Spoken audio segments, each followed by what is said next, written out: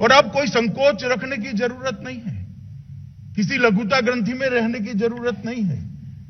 देश का प्रधानमंत्री दुनिया के उच्च से उच्च अंतर्राष्ट्रीय मंच पर भी हिंदी में बोलता है, अपनी भाषा में बोलता है, तो हमें किस चीज की चिंता? वो जमाना गया जब हिंदी बोलते थे तो होता था कि किस प्रकार से सामने वाला व्यक्ति मेरा मूल्यांकन करेगा। आपका मूल्यांकन आपके कामों के आधार पर ही होगा, आपकी क्षमताओं के आधार पर ही होगा, भाषा के आधार पर नहीं होगा। अन्यथा भी बोलचाल की भाषा से जो व्यक्तित्व का मूल्यांकन करते हैं, उनको ये नहीं मालूम है कि भाषा तो अभिव्यक्ति होती है।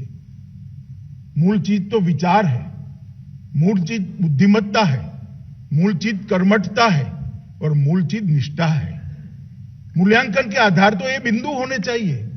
भाषा तो सिर्फ अभिव्यक्ति करती है। और मैं आपको बताता हूं, कोई भी मानव विश्व में हो, अपनी भाषा से अच्छी अभिव्यक्ति किसी और भाषा में वो कर ही नहीं सकता। और ये बात हमने हमारी नई पीढ़ी को समझानी पड़ेगी कि भाषा कभी बाधक नहीं हो सकती।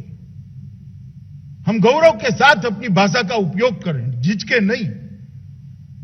कई सारे ऐसे देश हैं जिन्होंने विज्ञान में, अनुसंधान में, व्यापार में पूरी दुनिया में 1, 2, 3 नंबर प्राप्त करें, वो अपनी भाषा में काम कर रहे हैं। उनको कोई नहीं रोक पाया। हमने भी इस आत्मविश्वास के साथ आगे बढ़ना पड़ेगा। हमने भी इस आत्मविश्वास के साथ हमारी सभी भाषाओं को साथ में लेकर राज्य भाषा को भी आगे बढ़ाना पड़ेगा। और मैं मानता हूं कि अब समय आ गया है कि देश के युवा इस बात को अपने मन के अंदर बिठा ले कि हम हमारी भाषाओं को छोड़ेंगे नहीं। मैं देश भर के अभिभावकों को भी कहना चाहता हूं, भले आपका बच्चा अंग्रेजी माध्यम में पढ़ता हो, इसके बारे में कभी बाहर थोड़े समय के बाद बात करेंगे। भले आपका बच्चा अंग्रेजी माध्यम में पढ़ता हो, घर में आप उसके साथ अपनी भाषा में बात करने की शुरुआत करिए, वरना वो अपनी जड़ों से कट जाएगा।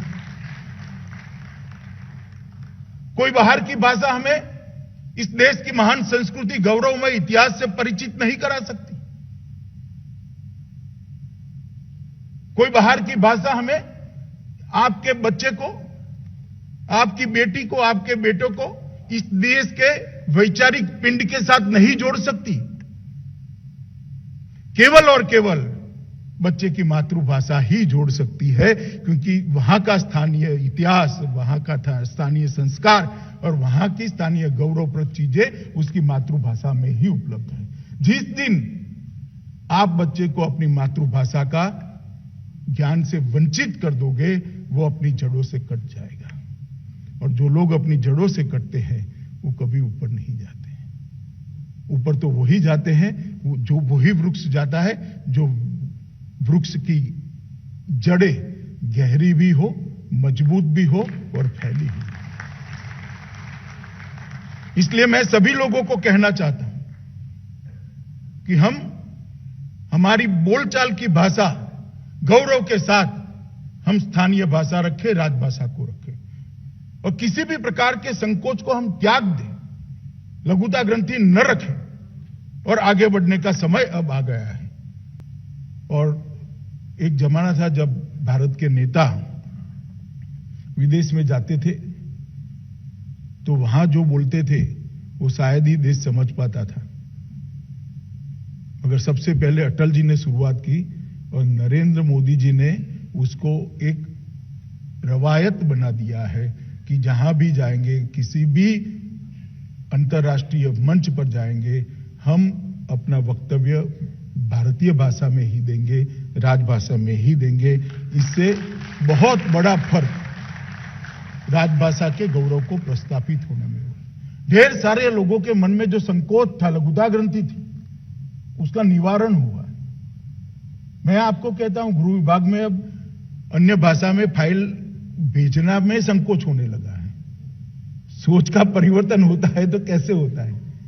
पहले हिंदी भाषा में फाइलें नहीं आती थी, अब अन्य भाषा में फाइल भेजने में भी संकोच होता है, अरे बहुत जल्दी थी, टाइपिस्ट नहीं था, वगैरह वगैरह वगैरह कर कर भेजते हैं। तो परिवर्तन जब होता है तब मानस परिवर्तन भी होता है, और हमारा दायित्व है कि जनमानस का परिवर्तन करना हमारी जिम्मेदारी है। जनमानस का परिवर्तन, मैं एक बहुत सरल उदाहरण देना चाहता हूं। मित्रों, देश भर में जब कोरोना का आफत आई, कोई अकेले हमारे देश में नहीं थी, दुनिया भर में आई थी, चाहे पहली लहर हो चाहे दूसरी लहर हो। आंकड़े बताते हैं कि भारत ने यह लड़ाई बहुत अच्छे तरीके से लड़ी है। कोई मुझे पूछेगा कि लड़ाई में हम सफल क्यों होंगे, तो मेरा एक सीधा साधा एनालिसिस है कि दुनिया भर के देश ये लड़ाई को इस तरह से लड़े कि कोरोना के खिलाफ लड़ाई सरकारें लड़ी, मगर भारत इस लड़ाई इस तरह से लड़ा कि कोरोना के खिलाफ भारत सरकार, राज्य सरकार और 130 करोड़ की जनता एकमुश्त एकजुट होकर लड़ी, इसलिए हम विजयी हैं।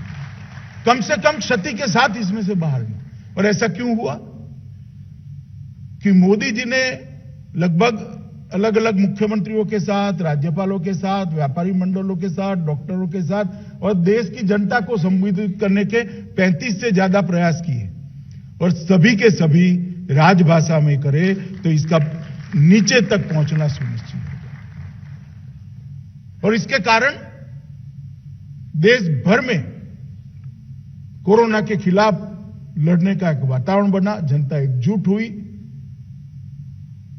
और आज हम कह सकते हैं कि कोरोना के प्रकोप से हम धीरे धीरे बाहर आने की दिशा में आगे बढ़ रहा है देश।